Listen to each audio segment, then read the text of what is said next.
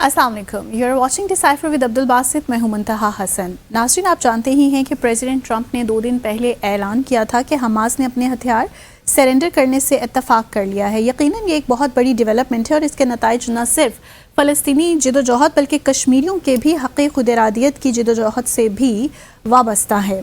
क्या ये president Trump का दावा दुरुस्त है? और अगर इस दावे को दुरुस्त मान भी लिया जाए तो क्या ये दावा गैर मशरूत भी है? दूसरी जानिब सऊदी अरब ने रेड सी में फ्री नेविगेशन के लिए आलमी इत्तेहाद बनाने का इनिशिएटिव लिया है। कुछ इस बारे में प्रोग्राम में अपने बात करेंगे और साथ साथ न्यू दिल्ली में भी अमरीकी सफ़ीर सर्जियो गौर के दौरे बांग्लादेश को भी आज के अपने डिसाइफर में ज़ेर बहस लाएंगे। आगाज़ करते हैं डिसाइफर का। वेलकम बासित साहब। जी, थैंक यू वेरी मच मुंतहा। बिस्मिल्लाहिर्रहमानिर्रहीम और डिसाइफर देखने वालों को अस्सलाम वालेकुम। बासित साहब, आपने कुछ अर्सा पहले एक स्टेटमेंट दी थी, कमेंट किया था कि Hamas will never give up to it's arms. आपकी ये असेसमेंट तो ऑफ द मार्क हो गई।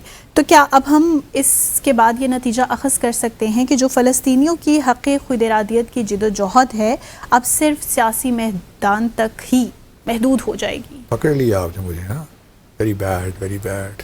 ऐसी बातें नहीं करते। जो बात सही साबित हो वो कह देते हैं, गलत बात नहीं करते। अच्छा, नहीं, अभी भी देखिए, ये प्रेसिडेंट ट्रंप ने तो क्लेम किया है और लगता ये है कि शायद हमास ने इत्तेफाक भी कर लिया है, लेकिन मैं अभी देख रहा था गाजी हमाद जो कि हमास की जानिब से नेगोशिएशंस में हिस्सा ले रहे, उनका वॉल स्ट्रीट जर्नल पे साथ एक इंटरव्यू है। वहाँ पे उन्होंने इसको डिनाई किया है कि हमास ने एग्री किया है टू डिसआर्म। लेकिन अगर किया भी है, जो कि प्रेसिडेंट ट्रंप कह रहे हैं कि 15 पॉइंट पे एग्रीमेंट हो गया है और हमास ने एग्री कर लिया है टू डिसआर्म, लेकिन ये कोई आइसोलेशन में नहीं हो रहा। पहली बात तो ये याद रहनी चाहिए। अभी बहुत सी चीज़ें हैं जो होंगी तब ये कहीं मुमकिन होगा। जो पहली शर्त है इसराइल हमास की, देखिए, हमास ने इससे पहले जो कि हमने बड़ा अप्रिशिएट किया था और कहा था कि बड़ी स्मार्ट मूव है on the part of Hamas कि उन्होंने ये कह दिया कि ठीक है जी, हम जो पॉलिटिकल हमारी जो गवर्नेंस है वो हम उससे विड्रॉ करते हैं। बोर्ड ऑफ पीस आए और अपनी टेक्नोक्रेट्स की जो हुकूमत है फ़लस्तीनियों की वो गज़ा में कायम कर लें। उनको मालूम है कि उनके लिए इन हालात में डिलीवर करना बहुत मुश्किल है। रिकन्स्ट्रक्शन का काम है, ह्यूमैनिटेरियन असिस्टेंस का काम है और वो पता नहीं कितने सालों पे और दहाइयों पे मुहित होगा ये काम। तो हमास के बस की बात नहीं थी टू डिलीवर इतने मुश्किल हालात में, जबकि अमेरिका भी उनके ख़िलाफ़, इसराइल भी उनके ख़िलाफ़ और सच्ची बात यह है कि बाकी दुनिया भी उनके ख़िलाफ़, अरब दुनिया भी ख़िलाफ़, और ख़ुद गज़ा के अंदर भी इस्राइली लॉबी भी बड़ी कुछ मुतहरिक हुई थी पिछले दिनों। गज़ा के अंदर भी कुछ और गो की जो सपोर्ट उनको पहले मैसर थी उस तरह तो नहीं। 7 अक्टूबर के बाद जो कुछ हुआ गज़ा में और उसके जो कुछ मगरबी किनारे में हो रहा है अभी, उसको लेकर ऑब्वियसली हमास की पॉपुलैरिटी में भी कमी आई होगी। लेकिन वो तो वाहिद तरीक़ा यही है ना कि इंतखाबात अब होंगे 27 नवंबर को आई शायद, तो उससे पता चलेगा कि क्या मामलात हैं। लेकिन हमास ने अभी देखिए उसके लिए कुछ शराइत रखी हैं। अगर वो वाकई ये बात दुरुस्त है कि वो आर्म्स अपने तभी सरेंडर करेंगे जब इसराइल गज़ा से विड्रॉ कर जाए। हाँ जी। अब इसराइल ने कहा है कि वो उस वक्त तक विड्रॉ नहीं करेंगे जब तक हमास डिसआर्म नहीं होगा।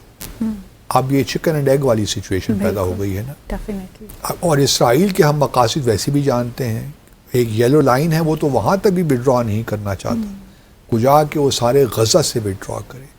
अब जो ओरिजिनल 20 पॉइंट प्लान था जिसके बुनियाद पे बोर्ड ऑफ पीस बना था, उसको अगर आप देखिए तो उसमें बहुत सी ऐसी चीज़ें हैं जो कि इसराइल ने अभी तक उसे अमल दरामद नहीं किया। बल्कि आज हम आज बात कर रहे हैं, आज भी गज़ा पे अटैक किया है इसराइल ने और कुछ लोग शहीद हुए हैं। तो इसराइल के मकासद तो बड़े क्लियर हैं। मतलब मैं ये समझता हूँ कि ठीक है, इसराइल को वो कामयाबी ईरान विज़ावी ईरान नहीं मिली, लेकिन अगर आप देखिए इस पूरे इलाके में تو اسرائیل کے جو مقاصد تھے، نتنیاہو کے جو مقاصد تو بڑی حد تک کامیاب ہو گیا ہے مجموعی طور پہ. اب دیکھیے نا، اگر حماس نے بالفرض محال اگر اس سے اتفاق کر لیا ہے کہ وہ اپنے آرمز سرنڈر کر رہے ہیں، تو ایک اس کو یوں بھی دیکھا جا سکتا ہے کہ شاید اب وہ فلسطینیوں کی جو آرمڈ اسٹرگل تھی وہ اب ختم ہو گئی. اب شاید اس کو سیاسی میدان تک ہی محدود رکھیں گے. لیکن اس کا فیوچر کیا ہونے والا ہے؟ فیوچر تو دیکھیے کوئی پریڈکٹ نہیں کر سکتا، حالات کس جانب کیا رخ اختیار کریں گے. جس طرح دیکھیے نا ویسٹ بینک میں جو کچھ ہو رہا ہے، مطلب پچھلے کئی دنوں سے بہت سے فلسطینی شہید ہو گئے ہیں. پچھلے جب سے یہ معاملات شروع ہوئے ہیں، اسرائیل نے 54 مزید آبادیوں کی ویسٹ بینک میں، مغربی کنارے میں اپروو کی ہیں. تو آپ دیکھ لیجیے، اندازہ لگائیے کہ اب جو زمین یا ٹیریٹری لینے کی جو آکوپیشن کی ایک گریڈ ہے اسرائیل کی، وہ کتنی کس حد تک ہے. تو میں ابھی بھی یہ سمجھتا ہوں کہ ابھی بہت سے مرحلے باقی ہیں وہاں تک پہنچنے کے لیے جہاں حماس اپنے آرم سرنڈر کرے گا. حماس شاید کر بھی دے اگر اسرائیل واقعی غزہ سے وڈرا کرتے ہیں اور چلو یلو لائن تک ہی آ جاتے ہیں، تو یہ نہیں کہا جا سکتا کہ یہ کوئی مستقل طور پہ حماس نے گیو اپ کر دیا یا فلسطینیوں نے یہ آپشن بالکل ختم کر دیا ہے. یہ ایک ٹیکٹیکل موو بھی ہو سکتی ہے. اور میں ہمیشہ یاد دلاتا ہوں اپنے ناظرین کو کہ ٹیکٹیکل ایڈجسٹمنٹس کرنی پڑتی ہیں. So long as you are clear about your long term objectives. اگر آپ کو یہ کلیئرٹی ہے کہ آپ نے اپنے آبجیکٹو جو ہے وہ یہ ہے کہ آپ نے اپنے حق خود ارادیت لینا ہے، فلسطین کی ریاست قائم کرنی ہے، تو اگر تھوڑا بہت آپ نے وقتی طور پہ سرنڈر کر بھی دیا، اپنے آرم سرنڈر کر بھی دیے، لیکن آپ نے کہیں یہ تو ڈکلیئر نہیں کیا کہ جی ہم آرم اسٹرگل نہیں کریں گے، یہ تو کہیں نہیں کہا نا.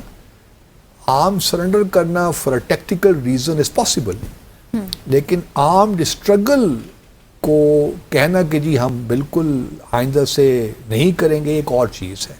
تو اس میں فرق رکھنا چاہیے. صحیح. یہی بات جو ہے اگر دیکھیے تو کسی حد تک یہاں مطلب کشمیر بھی آ جائیے، کیونکہ صرف دیکھیے نا مسلمان، یہی دو چیزیں رہ گئی ہیں، دو ہی اسٹرگلز رہ گئی ہیں اگینسٹ فارن آکوپیشن، ایک فلسطینیوں کی اور دوسری کشمیریوں کی. کشمیریوں نے بھی دیکھیے بہت قربانیاں دی ہیں، کوئی شک نہیں ہے، اور بہت مقبوضہ جموں اور کشمیر میں ابھی تک جو حالات ہمارے سامنے ہیں، جس طریقے سے وہاں پہ سیکیورٹی فورسز موجود ہیں، جس طریقے سے وہاں پہ ڈریکونین لاز موجود ہیں، تو وہی حالات ہیں. گو کہ 7 اکتوبر کے بعد 2023 7 اکتوبر کے بعد غزہ کی صورتحال میں جو کچھ ہوا وہ ہم نے دیکھا. لیکن اس کے باوجود کہ بہت ظلم ہوئے، لیکن حماس نے اپنی جد و جہد پھر بھی برقرار رکھی. لیکن اب چونکہ حالات اس قدر بگڑ گئے ہیں، جس طرح طاقت کا استعمال ہوا ہے، تو حماس ایک لانگ ٹرم میرے خیال میں ویو لے رہا ہے چیزوں کا. جب حالات بہتر ہو جائیں گے، کیونکہ یہ دیکھیں نا، یہ جد و جہد جو ہے 1 سال یا 2 سال تک تو محیط نہیں ہے نا، بالکل، یہ تو صدیوں تک چل سکتی ہے. ہو نوز. تو اس میں ابھی بھی پر امید ہوں. دیکھیے خدا کرے کہ ایسا ہو کہ سیاسی طور پہ فلسطینی ریاست بن جائے، کہ تاکہ آرمڈ اسٹرگل کی ضرورت ہی نہ پڑے. لیکن کوئی ہوپ نہیں ہے نا، لیکن کیونکہ سامنے اسرائیل اور امریکہ کیا صرف سیاسی میدان میں جد و جہد سے اگر یہ کام ہو جاتا ہے تو بہت ہی اچھا ہوگا، ہم سب بڑے خوش ہو جائیں گے. ہونا ہوتا تو کب کا ہو جاتا. اسرائیل کیا سرنڈر کریں گے؟ تھوڑی بہت مسلح جد و جہد تھی تو اسرائیل نے کہیں کہیں آ کے اوسلو ایکارڈز بھی کیا، اور اس کے بعد مطلب 2 اسٹیٹ سلوشن کی بات بھی ہوتی رہی. تو مسلح جد و جہد کسی جگہ پہ آ کے ضروری ہو بھی جاتی ہے، جب ایک آکوپائڈ جو مطلب ایک جس طرح اسرائیل ہے، جو اتنے اسٹبن ہیں، جن کے گریٹر اسرائیل والے ڈیزائنز ہیں، تو وہاں پہ سیاسی جد و جہد شاید صرف ڈیلیور نہیں کر پاتی. اب اسی وجہ سے آپ دیکھتی ہیں نا کہ اسرائیل اور انڈیا کا بڑا گٹھ جوڑ بھی ہے، کیونکہ یہ ایک ہی صورتحال کو فیس کر رہے ہیں. اکھنڈ بھارت بھی اور اکھنڈ بھارت جو چلیے میرا نقطہ نظر تھوڑا سا مختلف ہے. وہ کیسے؟ وہ چلیے بات میں ڈسکس کروں گا، میں ڈائیگریس ہو جاؤں گا اپنے سبجیکٹ سے. لیکن کشمیر کو لے کر اور فلسطین کو لے کر بھارت اور اسرائیل کے آبجیکٹیوز ایک ہی ہیں. جو کچھ اسرائیل نے فلسطین میں کیا وہی بھارت مقبوضہ جموں اور کشمیر میں بھی کر رہا ہے. جس طرح دیکھیے نا، اسرائیل نے آپ کہہ لیجئے کہ ویسٹ بینک کو اور غزہ کو الگ الگ کر دیا. اسی طرح جو ہے بھارت نے بھی لداخ اور جموں اور کشمیر کو الگ الگ کر دیا. جس طرح سیٹلمنٹس یہاں پہ ہو رہی ہیں ویسٹ بینک میں، یہاں پہ اگر آپ دیکھیے تو مقبوضہ جموں اور کشمیری بے شمار لوگوں کو ڈومیسائلز، بھارتی شہریوں کو ڈومیسائلز ایشو ہیں کہ آپ جا کے مقبوضہ جموں اور کشمیر میں آباد ہو جائیے. وہاں پہ ڈیموگرافی تبدیل کرنے کی بات ہو رہی ہے.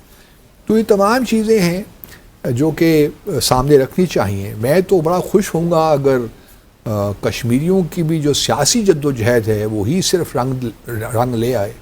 لیکن وہاں ہی مشکل لگ رہا ہے. گو کہ اس وقت کشمیر کے حالات، جو ہمارا لاڈلا بچہ ہے to use someone's space, میں سمجھتا ہوں مناسب نہیں تھا کہنا، بٹ ان اینی کیس اگر کہہ دیا ہے تو جو ہے کشمیریوں کی جد و جہد بھی اگر سیاسی طور پہ رنگ لے آئے تو بڑی اچھی بات ہے.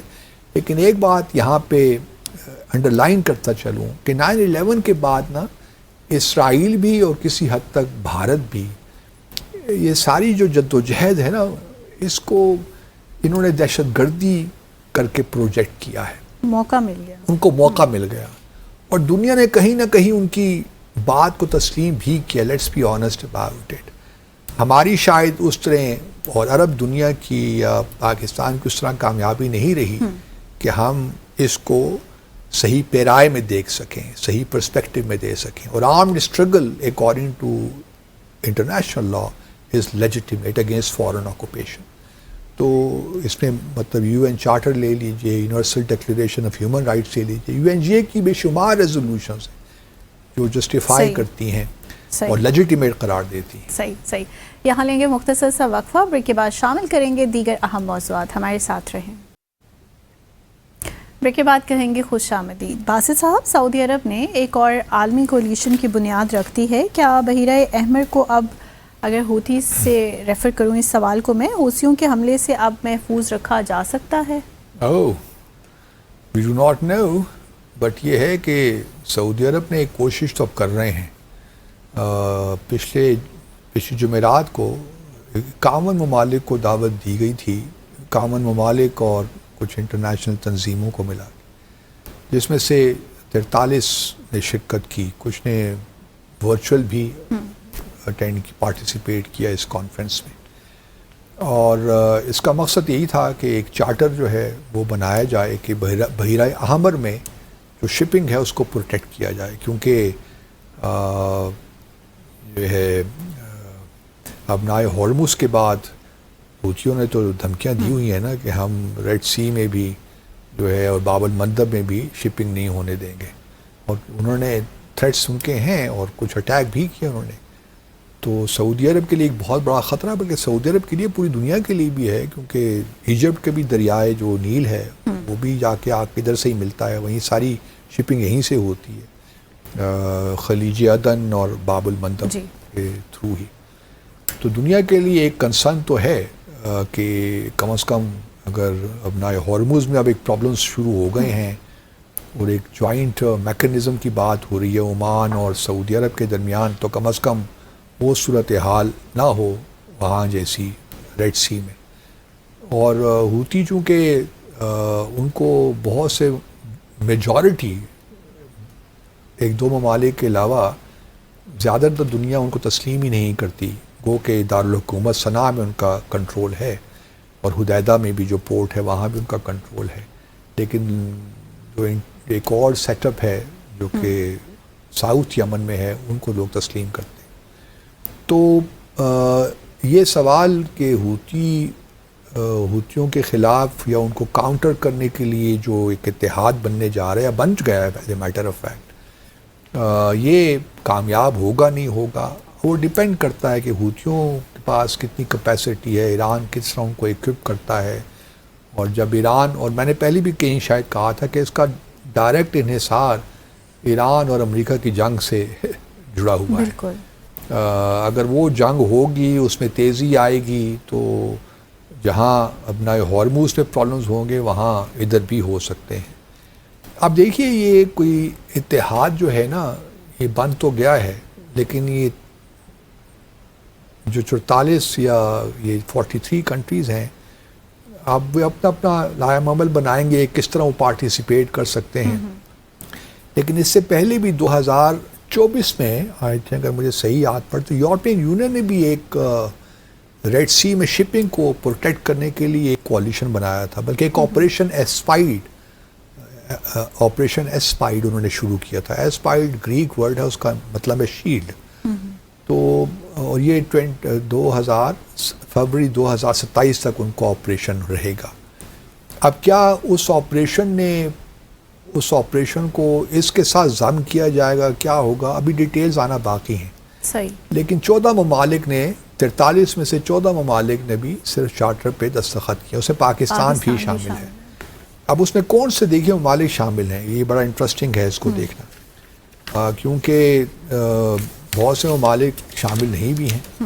اگر آپ دیکھیے تو اس میں جو شامل جنہوں نے سائن کی دستخط کر لی ہیں اس میں سعودی عرب تو ہے ہی ہے. پھر خلیجی ممالک میں کویت، بحرین، قطر یہ ہیں، جس کا مطلب یہ ہوا کہ 2 ممالک ایسے جنہوں نے بھی سائن نہیں کیے، عمان اور UAE. عمان کا تو چلیے مجھے سمجھ میں آتا ہے کہ عمان ایک بڑے عرصے سے ایک نیوٹرل پوزیشن لے رکھی ہے عمان نے، ایون خلیجی ممالک کے اندر بھی جو GCC ہے وہاں بھی، کیونکہ ایران کے ساتھ ان کے خاص تعلقات ماضی سے رہے ہیں. بلکہ یہ اگر تھوڑا سا ماضی میں جائیے نا تو 1965 سے 1976 تک عمان میں ایک بغاوت نے جنم لیا تھا. دھوفار جو ان کا جنوبی پروونس ہے وہاں پہ، تو دھوفار بغاوت کو کچلنے میں ایران نے اس وقت، میں انقلاب سے پہلے کی بات کر رہا ہوں، ایرانیوں نے کافی مدد کی تھی عمان کی اس بغاوت کو کچلنے میں. تو ایک لحاظ سے آپ کہہ سکتی ہیں کہ عمان از بیہولڈن ٹو ایران. تو وہ ابھی تک تاریخ کے اس واقعے کو بھولے نہیں ہیں جب ایران نے ان کی مدد کی. تو ایک لحاظ اس وجہ سے تھوڑا سا عمان ایران کو کہیں نہ کہیں اوبلائج کرتا ہے. صحیح. تو عمان شاید اس طرف چونکہ اس کا کنسرن بھی نہیں ہے ایز سچ، ان کا تو کنسرن یہاں پہ ہے نا اپنا ہارموز میں، اس وجہ سے وہ شاید دیکھ نہیں رہے کہ ڈائریکٹ ان کا کوئی تعلق بنتا ہے. لیکن بہت سے ممالک کا تعلق نہیں بھی بنتا. اب UAE کی بات کچھ سمجھ میں آتی ہے، UAE اور سعودی عرب میں اختلافات بھی رہے ہیں، بلکہ یمن کے معاملے میں بھی ایک وقت تو ایسا بھی آیا کہ سعودی عرب نے UAE کو دھمکی دی، بلکہ تھریٹ کیا کہ آپ فوری طور پہ یمن سے اپنی جو ہے فورسز کو وڈرا کریں. ہم نے ڈسکس بھی کیا تھا ڈیسائفر میں. تو اور پھر سوڈان کے معاملے میں بھی اختلافات ہیں کافی کچھ، اور پھر خلیج جو ریجن ہے اس کے اندر بھی UAE اور سعودی عرب کو دیکھا جاتا ہے کہ یہ رائبلز ہیں. بالکل ایسا ہی ہے. تو یہ دونوں ممالک نے اس چارٹر پہ فی الحال دستخط نہیں کیے، ممکن ہے مستقبل میں کر لیں لیکن ابھی تک نہیں کیے. پاکستان اور اس کے علاوہ اب دیکھیے ترکی نے کر لیے، مصر، جارڈن، یمن کی جو ساؤتھ والی حکومت ہے جو انٹرنیشنل کو تسلیم کیا جاتا ہے، بنگلہ دیش، نائجیریا، سوڈان، جیبوتی اور صومالیہ. بنگلہ دیش انٹرسٹنگ ہے، مجھے اس سے بڑی خوشی ہوئی کہ بنگلہ دیش اور پاکستان ایک کم از کم ساؤتھ ایشیا میں 2 ممالک ایسے ہیں جنہوں نے اس پہ دستخط کیے. اب ہماری کیا رسپانسبلٹیز ہیں وقت کے ساتھ پتہ چلے گا، لیکن ابھی اس کو ورک ان پروگرس سمجھ لیجیے آپ، کیونکہ چارٹر اٹ سیلف جو ہے وہ بھی ہمارے سامنے آیا نہیں، لیکن اس میں یہی ہے کہ اس کو انشور کیا جائے جو سی لینز ہیں اور جو تھریٹس ہیں میری ٹائم کو اور وہ تھریٹس حوثیوں کی طرف سے ہی ہیں فی الحال. تو یہ جو ہے اس کو ممکن بنایا جائے کہ شپنگ متاثر نہ ہو. اب ایک اور انٹرسٹنگ پہلو اس میں یہ بھی ہے کہ انڈینس کو ہی بلایا گیا تھا, انڈیا کو بھی. یہ میرے لیے تھوڑا بہت میں حیران ہوں کہ سعودی عرب نے انڈیا کو کیوں بلا لیا اس میں. لیکن چونکہ انڈیا کے ساتھ تعلقات تو بھارت سعودی عرب کے ہیں اور اچھے تعلقات بھی ہیں, تو انڈیا کو بھی بلایا گیا تھا. اب میرے پاس یہ خبر نہیں ہے کہ انڈیا نے ورچوئل اٹینڈ کیا ہے یا ان کے سفیر نے یا ان کے جو ڈیفنس اٹیچے ہیں ریاض میں انہوں نے اٹینڈ کی ہے میٹنگ. میں نے معلوم کرنے کی کوشش کی لیکن میں معلوم نہیں کر پایا. تو یہ جو ہے لیکن انڈیا نے بھی اس پہ دستخط نہیں کیے فی الحال چارٹر میں. شاید انڈیا اپنی پوزیشن کو الائن کر رہا ہو یا وہ دیکھ رہا ہو کہ یو اے ای کب کرے گا. جی تو شاید کیونکہ یو اے ای کے ساتھ بھارت خلیجی ممالک میں بھارت کے سب سے اچھے تعلقات یو اے ای کے ساتھ ہیں. اس کا ہرگز مطلب یہ نہیں ہونا چاہیے کہ یو اے ای کے تعلقات ہمارے ساتھ نہیں ہیں, کیونکہ یہ زیرو سم گیم تو نہیں ہے نا. بعض لوگ پاکستان میں فوری طور پہ یہ کنکلوژن ڈرا کرنا شروع کر دیتے ہیں کہ بس ٹھیک ہے جی یو اے ای کو تو بھول جائیے آپ, وہ تو بھارت کے ساتھ. ایسی کوئی بات نہیں ہے. ٹھیک ہے بھارت کے ساتھ ان کی انڈرسٹینڈنگ شاید زیادہ بھی ہو, وہاں پہ انویسٹمنٹ بھی وہ زیادہ شاید یقیناً کر رہے ہیں, اور بھارتی شہریوں کی تعداد بھی یو اے ای میں پاکستانیوں سے بہت زیادہ ہے, بلکہ آپ کہہ لیجئے کہ ڈبل ہے. اگر ہمارے 2 ملین ہیں تو ان کے 4 ملین کے قریب ہیں. تو یہ فرق تو ہے. اور لیکن اس کے باوجود بھی میں یہی سمجھتا ہوں کہ یو اے ای میں بھی پاکستان کے لیے گڈ ول ہے. وہ کہ ماضی میں تعلقات کی نوعیت اتار چڑھاؤ آتا رہا, پھر ہمارا سعودیوں کے ساتھ ایک خاص جو سعودی ڈیفنس ایگریمنٹ بھی ہوا, اس کی وجہ سے بھی شاید تھوڑی بہت ایک اپریہینشن سی یو اے ای میں ہو. لیکن اوور آل جو ہے اس کو زیرو سم گیم کے طور پہ نہیں دیکھنا چاہیے. اب یہ ایگریمنٹ تو چلیے یہ اتحاد تو بن گیا ہے, سوال یہ پیدا ہوتا ہے کتنا پریکٹیکل ہے. میرا اپنا خیال ہے کہ یہ ڈیلیور کر لے گا اگر صحیح طور پہ اس کی امپلیمنٹیشن ہو گئی, اور تمام ممالک 14 ممالک بھی اگر یہ جو, اور یہ تمام مسلم ممالک ہیں بائی دا وے, کوئی بھی یورپین یونین نے بھی ابھی اس میں شامل نہیں ہوئے کیونکہ ان کا اپنا آپریشن چل رہا ہے ایسپائڈ.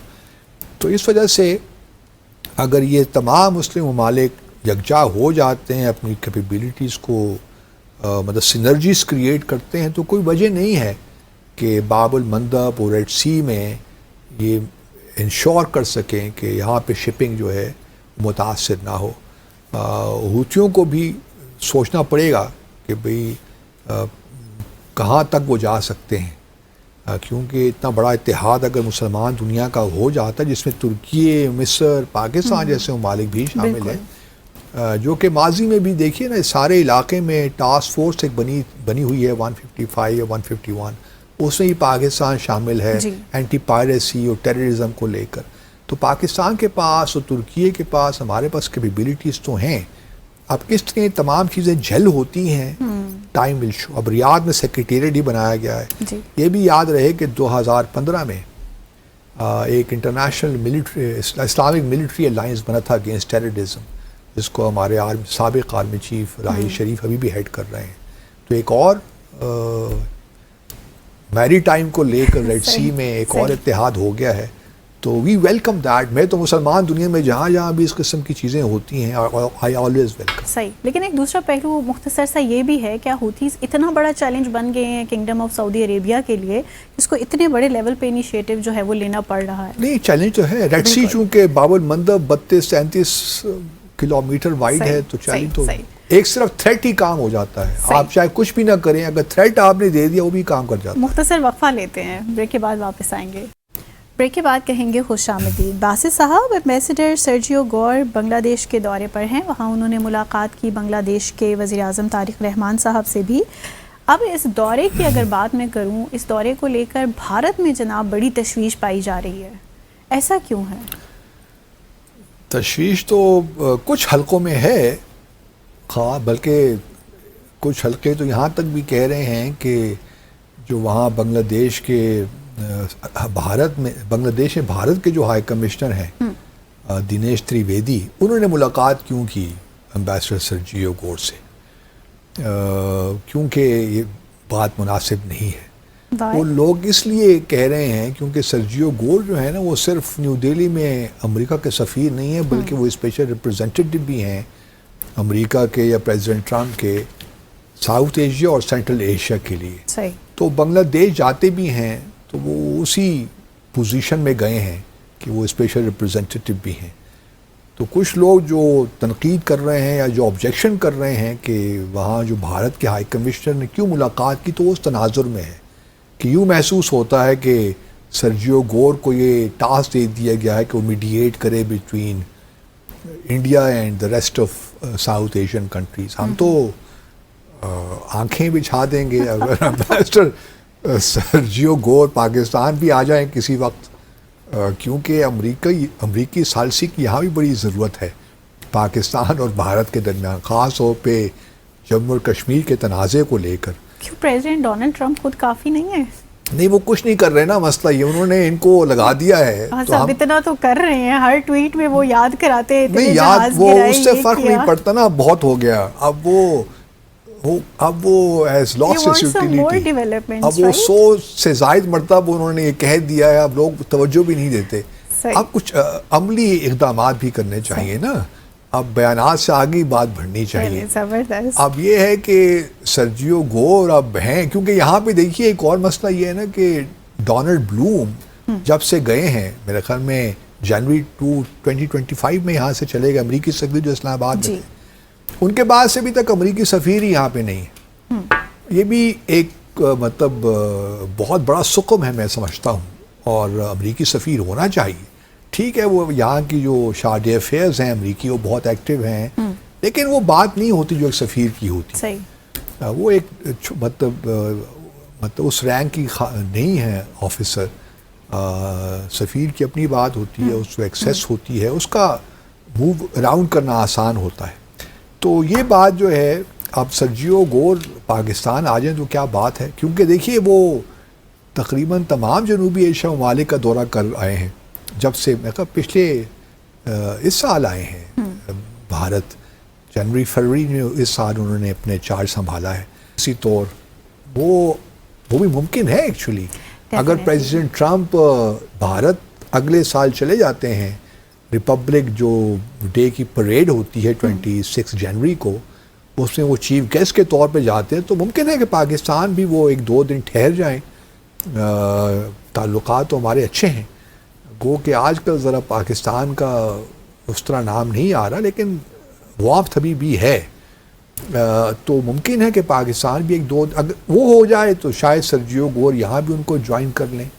لیکن میں سمجھتا ہوں کہ سرجیو گور ایک ینگ سفیر ہیں، پہلی دفعہ وہ یہ کام کر رہے ہیں سفارتکاری کا، تو ان میں ایک ہوگا تو صحیح کہیں نہ کہیں دل میں کہ میں کوئی ایسا کام کر جاؤں کہ کوئی لیگسی چھوڑ جاؤں. صحیح.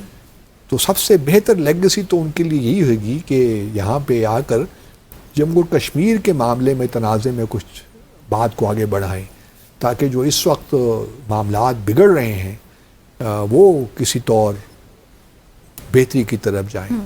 گو کہ معاملات تو ایکچولی اور بھی کم نہیں ہیں. جس طرح بنگلہ دیش ہی بھارت کو لے لیجئے، بنگلہ دیش بھارت اور نیپال کو لے لیجئے.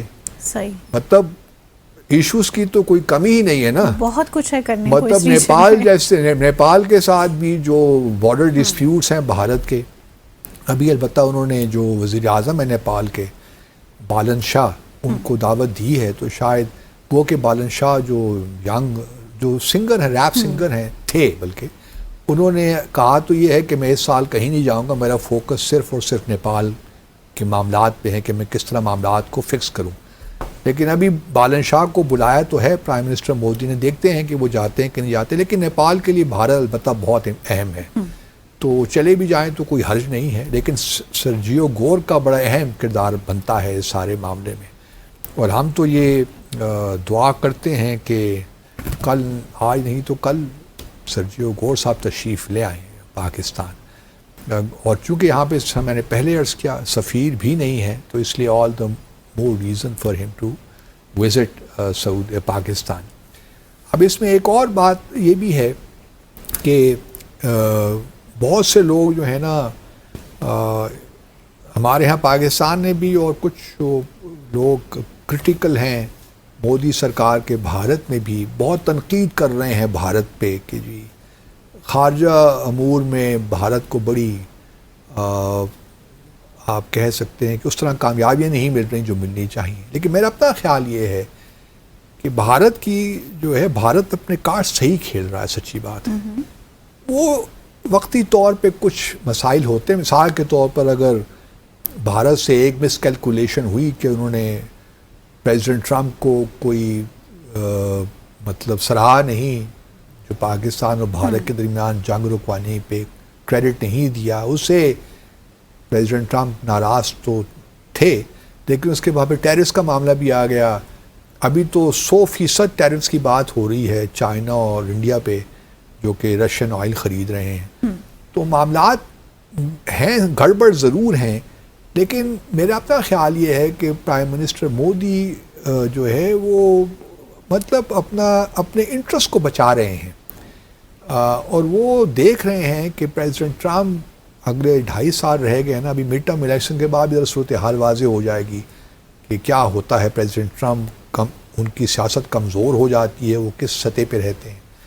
تو پرائم منسٹر مودی جو ہیں یا بھارت جو ہے بڑا اپنے انہوں نے جہاں ان کے انٹرسٹ ہیں وہ ان کو پروٹیکٹ کر رہے ہیں.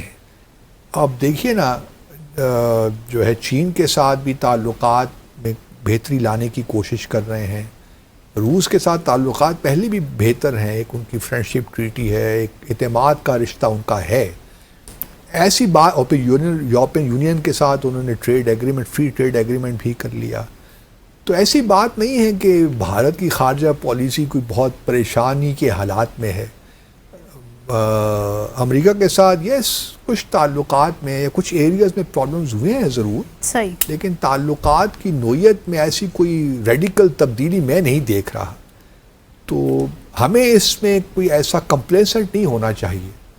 اگر پریزیڈنٹ ٹرمپ وائٹ ہاؤس میں ہیں یا مودی صاحب کے ساتھ ان کے تعلقات ٹھیک نہیں ہیں یا کوئی پرابلمز ہیں, کوآڈ میں کوئی مشکل پیدا ہو رہی ہے, تو ہمارے لیے کوئی اس میں کمپلیسنٹ ہونے کی ضرورت نہیں ہے. ہمارے لیے ہیوج چیلنجز آر اہیڈ. تو ہمیں تھوڑا بہت اپنی ریکیلیبریشن کرنی ہے کہ ہم نے کس طرح. آپ دیکھیے نا اگر پریزیڈنٹ ٹرمپ اتنی اہمیت دے رہے ہوتے پاکستان کو تو ابھی تک یہاں سفیر لگا دینا چاہیے تھا نا. تو ابھی تک یہ اور بھی بہت سے ممالک میں نہیں ہوگا لیکن اہم ممالک میں بہرحال امریکی سفیر موجود ہیں. یا تو پھر ڈیوڈ بلوم ہی کو رکھتے اور ڈونلڈ بلوم ہی کو رکھتے, وہ بھی ٹھیک تھا, کنٹینیو کرتے. لیکن چونکہ ڈونلڈ بلوم کو پریزیڈنٹ بائیڈن نے مقرر کیا تھا تو وہ پھر بات ان کے سسٹم میں یہ بات بنتی نہیں ہے. صحیح. تو اب دیکھنا یہ ہے کہ سفیر یہاں کب آتا ہے, جتنا جلد آ جائیں بہتر ہے. اور جب تک سفیر نہیں آتا ہم محترم ہز ایکسیلنسی امبیسڈر سرجیو گور کے منتظر ہیں. صحیح. اور بیتابی کے ساتھ منتظر ہیں. صحیح. تو اگر آپ کی کہیں ملاقات ہو تو میرا پیغام ان کو ضرور پہنچا دیجیے گا امبیسڈر عبدالباسط کی جانب سے کہ we are waiting for you in Pakistan. صحیح. ٹھیک ہے. امید کرتے ہیں کہ یہ انتظار زیادہ طویل نہیں ہوگا. اسی کے ساتھ ہی منتہا حسن کو ڈیسائفر ود عبدالباسط کی پوری ٹیم کے ہمراہ اجازت دیں. آپ سے ملاقات ہوگی اب انشاءاللہ next week. Till then be happy, take care, اللہ حافظ.